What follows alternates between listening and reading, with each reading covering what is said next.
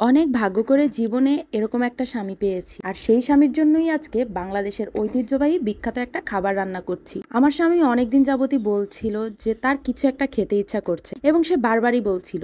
তো আমি অনলাইনে অর্ডার করার পরে কিছুদিন অপেক্ষা করছিলাম যে আমার প্রোডাক্টটা কবে হাতে পাবো, তারপরেই তার জন্য তার এই পছন্দের খাবারটা রান্না করে দিব।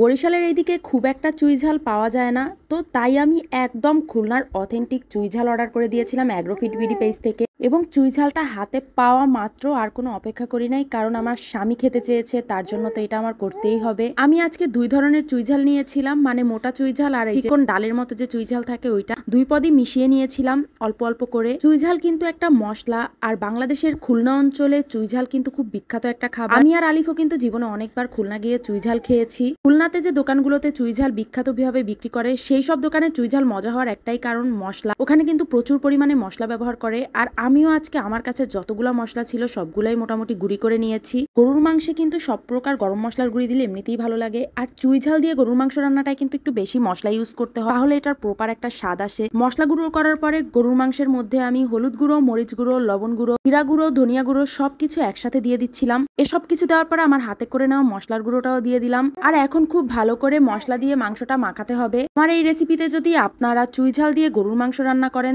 তাহলে কিন্তু এর স্বাদ একদম সেই আব্বাসের চুইঝালের মতোই হবে। সামনেই যেহেতু কোরবানির ঈদ, আমি কিন্তু অনেকটা চুইঝাল কিনে রেখেছি, কারণ কোরবানি ঈদে কিন্তু গরুর মাংসের সাথে বেশি বেশি করে চুইঝাল রান্না করে খাবো।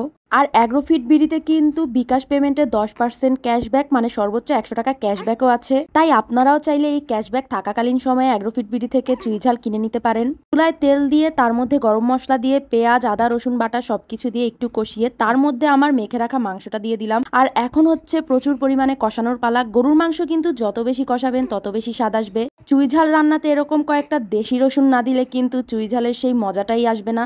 এভাবে আপনারা চাইলে রান্না করে দেখতে পারেন, এর স্বাদ সত্যি অনেক বেশি মজা হবে। তো আমি চুইঝালগুলোকে ধুয়ে রেখেছিলাম, এখন রান্নার মধ্যে চুইঝালগুলো খুব সুন্দরভাবে দিয়ে দিচ্ছি। চুইঝালটাই কিন্তু একটা অন্যরকম ফ্লেভার আছে, এটা দিয়ে মাংস রান্না করলে কি পরিমাণ যে একটা টেস্ট হয় তা আর বলার মতো না। আমার বরাবরই চুইঝাল অনেক বেশি পছন্দ। বরিশাল থেকে আমরা অনেকবার গিয়েছি খুলনাতে, চুকনগরে শুধুমাত্র এই চুইঝাল খেতে। মাশাআল্লাহ, আজকে রান্নাটা থেকে এত ভালো স্মেল আসছিল, এখন দেখে আবারও খাওয়ার ক্রেভিং হচ্ছে।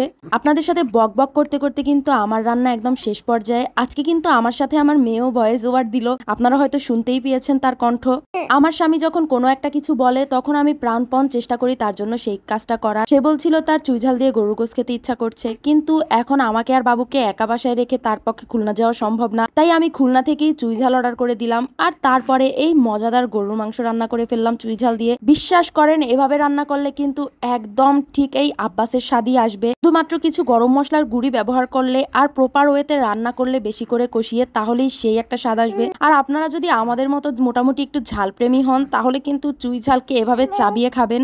আজ সম্পূর্ণ সময়টাই আমার মেয়েটা আমার সাথে মাশাআল্লাহ ভয়েস ওভার করতেছে। আমার স্বামীকে খাবার দিলাম, তার মধ্যে সে আবার আমাকে একটু খাইয়ে দিচ্ছে। এটা আমাদের সাথে প্রতিনিয়তই হয়, আমরা দুইজন একসাথে খেতে বসলে কখনো আলিফ আমাকে খাওয়াই দেয়, কখনো আমি তাকে খাওয়াই দিই। তো এত কষ্ট করে নিজে রান্না করলাম, নিজের জন্য একটু নিয়ে নিলাম। যদিও টেবিলে বসে আর বেশিক্ষণ খাওয়ার সুযোগ হবে না, কারণ এর মধ্যে আমার সন্তানের ডাক পড়ে যাবে। আজকের মতো বিদায় নিচ্ছি। সবাই ভালো থাকবেন, সুস্থ থাকবেন, আলিফ এন্ড সোনালীর সাথে থাকবেন, আর আমাদের জন্য বেশি বেশি দোয়া করবেন। আল্লাহ হাফেজ।